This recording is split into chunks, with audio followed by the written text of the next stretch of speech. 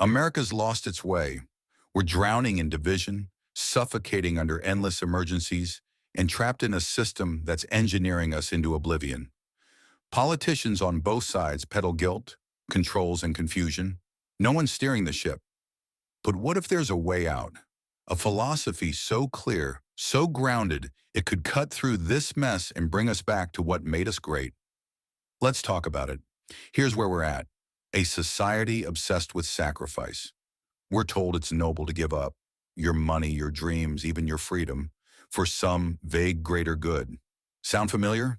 It's in every tax hike, every handout, every call to do your part. But let's cut the crap. That's not morality. It's a scam. It's why our leaders can't answer tyrants who sneer at our selfishness. They've bought the lie that you're only good when you're bleeding for someone else. Imagine flipping that script. What if you're here to live for yourself, not some faceless mob? Your life's yours, not a means to their ends. Government's job isn't to play savior. It's to protect your right to chase happiness, not force you to fund failure. No guilt trips, no handouts, just justice. That's a moral compass we've lost, and it's time we found it. Now let's hit the wallet. Our economy's a disaster. Regulations choking us, taxes bleeding us dry, handouts propping up a system that hates us. Why? Because we've let the government meddle where it doesn't belong. The fix is simple. Total laissez-faire capitalism. Strip government out of markets. Separate it like we do church and state. You produce, you trade, you keep what you earn. No more bureaucrats picking winners, no more bailouts for losers. History backs this up.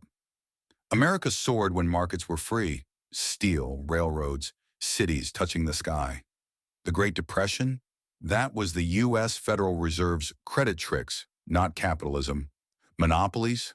Those are born from government subsidies, not competition. Today we're taxed to death to fund a Frankenstein of socialism and cronyism. Your sweat pays for their failures. The rational way says your labor's yours, you keep it, you grow it, and you live it. That's not greed, that's fairness. Our moral drift has been deeper than money. It's been in our heads. We're drowning in feelings and faith, where good is, whatever pulls tears or packs pews. Leaders dodge tough calls with it's complicated, while the loudest sob story wins the day. That's not guidance, that's cowardice. Here's the alternative. Reason rules. Right and wrong should come from your rational mind, not some mythical deity or bleeding heart. You're a thinking, sentient being. Happiness is your goal, not guilt. No more hiding behind complexity. Does it make sense? If not, then it's garbage. Forget about it. Emotions follow logic, not the other way around. Today's mess, predicting doom with no fix, comes from dodging moral clarity. The rational man doesn't grovel. He reasons, he acts, and then he wins. Success isn't a sin, it's a virtue. That's the anchor we've chucked overboard, and we need it back. Abroad, we've been a punching bag, apologizing to tyrants, fumbling for alliances, all the while losing ground. Why? Because we've let sacrifice define us, stammering when dictators call us selfish. The fix? Stand proud. Our individual liberty is worth defending. No bowing to globalist thugs who are preaching selflessness while they're enslaving billions. They aren't moral, they're monsters.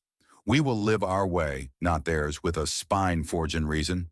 The Cold War wasn't lost to complexity, it was lost to cowardice. We wavered while communism marched, armed with altruism's lie. Today's threats thrive because we lack the guts to call the leftists out. A rational nation doesn't flinch. It fights not with apologies, but with truth. Our system works, so we should prove it, not plead it.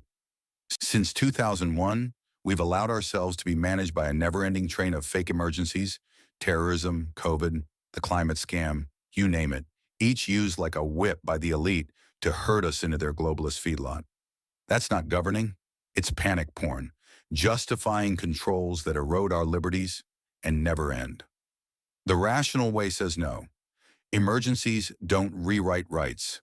Government's duty is to protect our liberty, not manufacture one crisis after another in order to control us.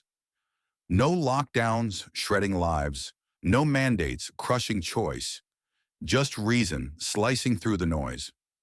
Social engineering, quotas, speech codes, equity scams, is the government puppeteering us into drones. It's illogical. Why force outcomes when human effort varies? It's destructive. The change agents pit race against race, class against class, and in the end, it kills us all. The fix? You're free. Full stop. No guilt, no groupthink. Just you, your mind, your path. Government is meant to guard society, not sculpt it. Today's woke mess breeds division. Cut the strings and we will stand tall. This isn't fantasy, it's just practical. America's best days came when liberty ruled, not after government controls crept in. Our founders half got it. Rights are yours forever, not gifts that can be taken back whenever the government wants them. But they left cracks. This leftist notion of sacrifice snuck in, and we've been paying the price ever since. Today's chaos, polarized tribes, endless emergencies, engineered lives, proves the failure of guilt and muddle. Wealth soared when markets were free. Safety grew when laws protected everyone equally rather than pamper a few. We're not doomed yet, but staying this course we've been on for the last 60-plus years will only lead to more controls, more crises, more apologies to a world that now mocks us.